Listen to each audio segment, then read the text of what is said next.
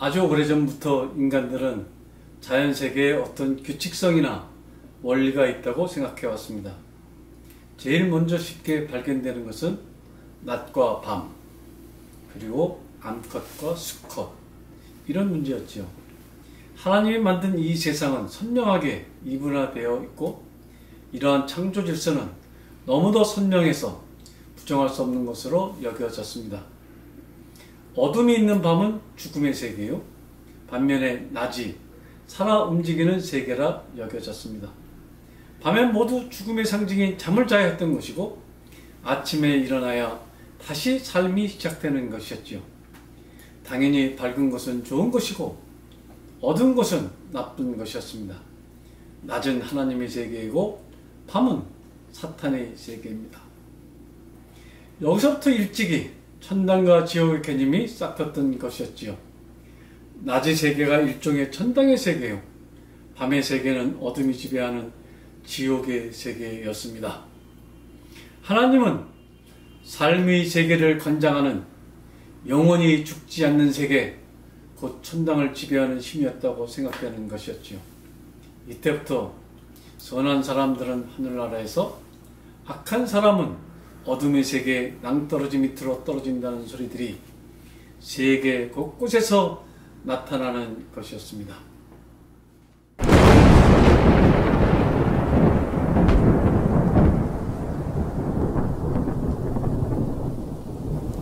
자세히 들여다보니 낮과 밤처럼 또렷이 대비되는 또 어떤 현상이 눈에 들어오는 것이었지요. 이른바 암컷과 수컷의 문제입니다. 우리 인간만이 아니고 사자나 호랑이, 우랑우탄, 코끼리, 들소, 낙타 모두 암눈과 순눈이 있는 것이었죠. 심지어 바닷속 꽃게나 홍어, 자락뿐 아니라 펭귄, 고래, 악어, 뱀장어조차도 암수가 있는 것이었지요.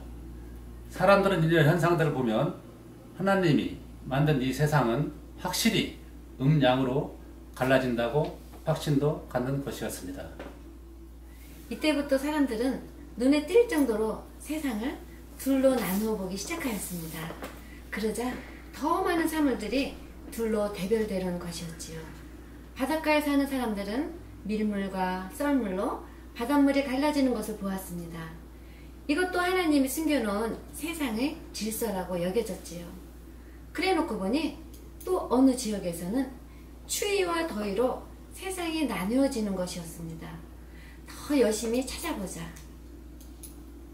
이래서 많음과 적음, 높음과 낮음, 긴 것과 짧은 것, 천사와 악마, 죄와 벌, 사랑과 미움, 삶과 죽음, 시작과 끝, 해 뜨는 곳과 해 지는 곳, 대별되는 요소들이 마구 쏟아져 나오는 것이었습니다. 이제는 세상이 둘이 대립관계 속에 있다는 것은 의심할 수 없는 하나님의 언어라는 확신이 굳어지는 것이었습니다. 이러한 전통은 그 뒤에도 계속 이어져서 공격과 수비, 아군과 적군, 부자와 가난한 자, 통치자와 백성, 올바른 것과 그른 것, 거짓과 진실, 허상과 실상, 천당과 지옥, 이렇게 계속 나가더니만 양전기와 음전기, 플러스와 마이너스, 동양과 서양, 개발과 보존, 보수와 진보, 성장과 분배, 흑과 백, 거짓과 진실, 도시와 농촌, 자연과 문명, 이렇게 더 확대되어 나가는 것이었습니다. 이제 이분법은 세상을 읽는 확실한 척도이며 세상의 이치를 제대로 설명하는 확실한 원리로 자리 잡았습니다. 그러나 여러분, 한번 깊숙이 생각해 보십시다. 과연 정말 세상은 이분법으로만 구별되고 이 이분법이 세상을 제대로 읽어내는 가장 정확한 암호 코드일까요? 우리가 뭔가 잘못 생각하고 있는 것은 아닐까요? 어둠과 빛은 서로 반대편이고 그래서 서로 적대적이어야 할까요? 혹시 천사와 악마라는 이분법이 너무 확대 적용? 오버한 것은 아닐까요? 아빠와 엄마가 대립적이어야 할 이유가 있을까요? 선악으로 나누고 한쪽을 굳이 악마화해야 했기 때문에 창세기에서도 가만히 있는 아담을 뱀과 함께 꼬여 인간을 타락시킨 존재로 하와를 설정한 것은 아닐까요? 정말 죽고 난 다음 세상은 천당과 지옥밖에 없을까요? 사람의 생애를 평가해 상벌을 주는데 누구는 천당으로 가고 누구는 지옥으로 떨어지는 그 중간쯤에 좀 그레이드를 주었으면 안 됐을까요? 1점이 모자라 지옥으로 떨어지는 사람들, 아우 정말 억울하지 않았을까요? 너무 억울해서 아예 50점쯤 모자라게끔 인생 막 사는 사람이 생기는 부작용이 있다면 하나님께서도 제도 개선 좀 해야 하지 않았을까요? 성장과 분배가 대립해야 할 이유가 있을까요? 성장 때문에 분배를 미루고 분배 때문에 성장 정책 좀 뒤로 미루자 하는 게 과연 제대로 된 판단일까요? 개발하면 친환경적으로 하고 환경하면서도 인간이 제대로 살게끔 개발하면 안 됐을까요? 진리를 밝히면서도 세력을 중시하고 세력 바둑을 두면서도 진리의 균형을 맞춰 나가는 그런 바둑도 얼마든지 가능한 게 아닐까요? 끝까지 진리만 밝힌다거나 끝까지 세력만 고집하는 바둑이 오히려 촌딱 바둑으로 평가되는 것이 사실 아닐까요?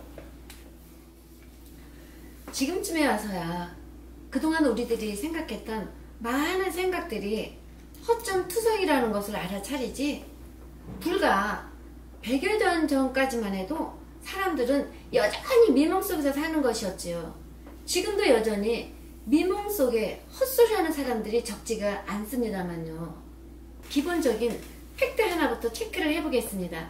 여러분, 어둠이 과연 나쁜 것일까요?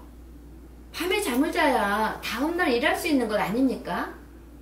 24시간 맨날 눈 뜨고 일하며 살아야 한다면 여러분, 삶이 지겹게 느껴지지 않을까요? 어렸을 때에는 밤이 무섭고 밤이 싫었던 것이 사실입니다. 그러나 성인이 되면서 밤처럼 좋은 게 없다는 생각이 드는 건 저만은 아닐 것입니다. 나이가 드니까 밤은 밤대로 가치가 있고 낮은 낮대로 쓸모가 있다는 생각이 드는 것이었습니다. 이 두 가지는 그냥 존재하는 것이지 어느 것이 좋다고 어느 것은 나쁘다 해야 할 대상이 아니라는 생각이 드는 것이었습니다. 여러분들은 어떠하십니까? 남자와 여자도 서로 대립해야 할 이유가 없겠지요. 그냥 존재하는 것입니다. 오히려 서로 아껴주고 보다듬어주고 서로 함께 의지하며 동반자로 살아가야 하는 존재일 것입니다.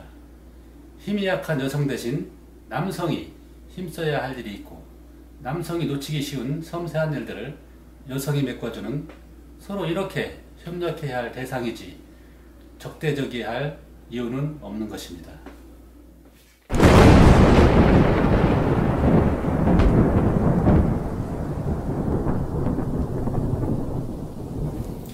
이분법의 함정은 이렇게 그냥 존재하는 개체들을 어느 순간 대립하는 개념으로 바꿔놓았다는 데 있는 것이지요. 서로 반대하는 대립의 위치에 세웠던 것입니다. 흑색은 흑색이고 백색은 그냥 백색인데 이 둘은 서로 대립되는 위치에 있다, 이렇게 비약했던 것이죠. 정말 흑색과 백색은 서로 반대되는 위치에 있어야 하는 것일까요?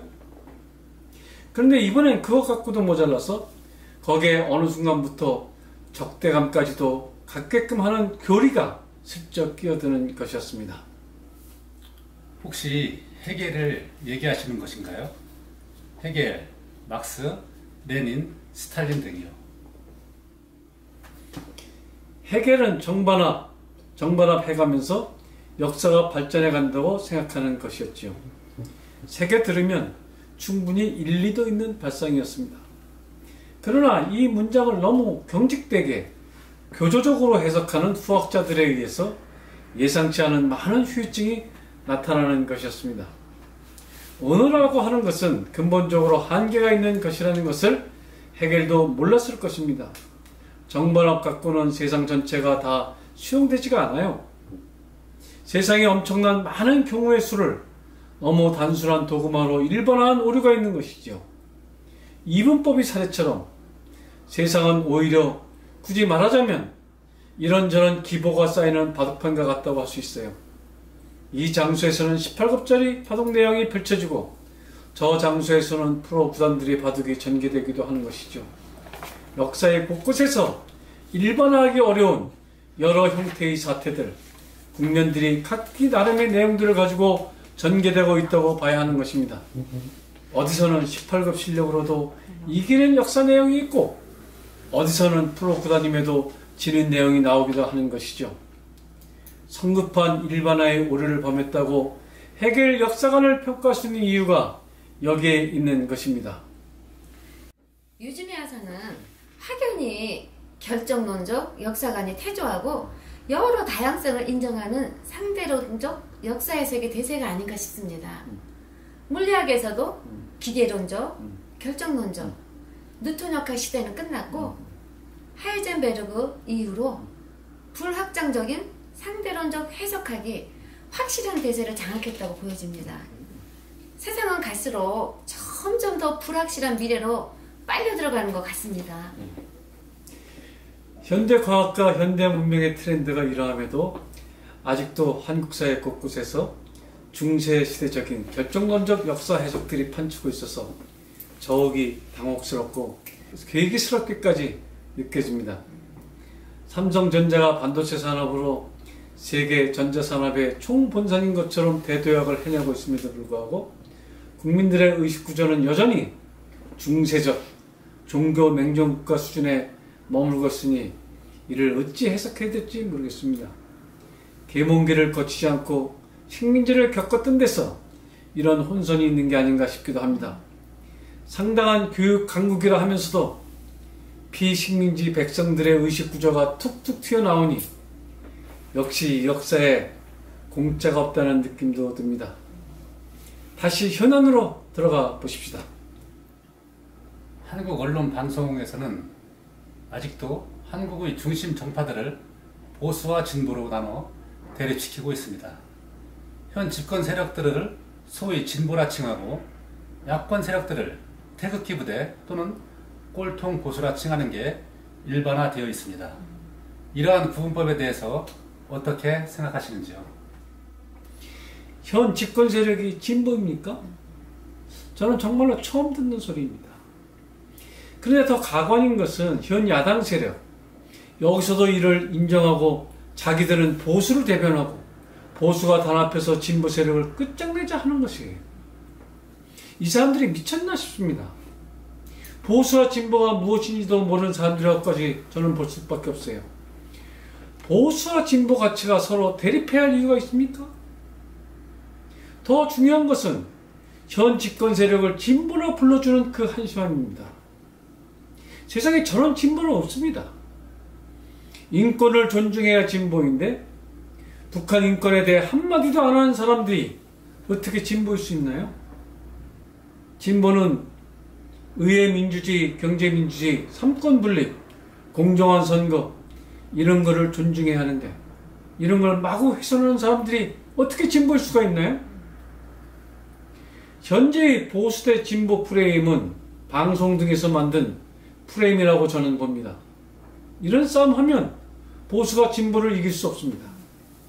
미래를 향해 나아가야 하는 젊은 세대들은 꼰대 이미지로 상징되는 보수를 지지할 수는 없는 것이죠. 세월이 가면 갈수록 보수 세력의 숫자는 점점 줄어들고 젊은이들은 진보로 몰릴 수밖에 없습니다. 저는 지금 용어를 갖고 장난치는 일들이 한참 진행 중에 있다고 저는 봅니다. 용어를 정확하게 써야 하지요. 상징 조작 같은 걸 하면 안 됩니다. 그걸 모르는 야당 세력이 더 한심하고 어떤 때는 알고서도 그냥 넘어가 주는 건 아닌가 이런 의식까지 들기도 합니다. 보수라는 용어도 나쁜 게 아니지요. 진보의 반대가 보수라는 개념이 우선 잘못된 것입니다. 보수는 보수대로 훌륭하고 진보는 진보대로 훌륭하다고 보는 게 정상이라고 저는 봅니다. 아버지와 어머니의 개념처럼 그냥 존재하는 것이지 서로 상극적인 개념은 아니다 이런 얘기입니다. 아, 조금 흥분하시는 것 같네요. 이분법의 사례처럼 그냥 존재하는 어떤 태도들이지 서로 대립적이게 할 필요는 없다는 것을 말씀드리는 것입니다. 정치 현장에서는 이렇듯 어떤 정략이라는 것이 꼭 끼어드는 것이죠. 과거 교회들에게도 이러한 교회 운영 전략과 전술 이런 것들이 있었다고 봐야 합니다. 기호학에서는 이런 문제들을 실용론, 프라그마틱스 분야에서 주로 다뤄주고 있는데 교회론과 같은 현장에서 표를 모으는 기법들, 영업에서 쓰이지 않은 기법들 이런 것의 문제를 주로 다루지요. 인식론상에서의 어떤 교리나 강령 이런 것들이 실용론으로 넘어오면 많이 무너지는 것을 주로 다루는 학문 분야입니다. 이래 놓고 보면 이해할 수 있는 바가 전혀 없지는 않지요. 그래도 어느 정도는 예의를 지켜서 경기장 룰을 만들어야 하는데 그런 게 무너지면 세상이 엉망진창 되어버리는 것입니다. 무슨 말씀인지 다소 어렵네요. 어쨌든 보수와 진보는 아빠와 엄마처럼 서로 대립적 관계가 아니다. 이렇게 이해하면 되겠습니까? 예, 그렇게 편하게 생각하시면 되겠습니다. 오늘 정리하는 차원에서 다음과 같은 멘트를 한번 날리고 싶네요. 이보시게 진보의 반대는 보수가 아닐세 퇴보이지. 여러분 오늘 여기까지 하겠습니다. 여러분 좋으셨다면 구독과 좋아요, 응원 댓글, 3종 세트도 함께 부탁드리겠습니다. 그럼 다음 시간에 다시 만나 뵙도록 하겠습니다. 안녕, 감사합니다.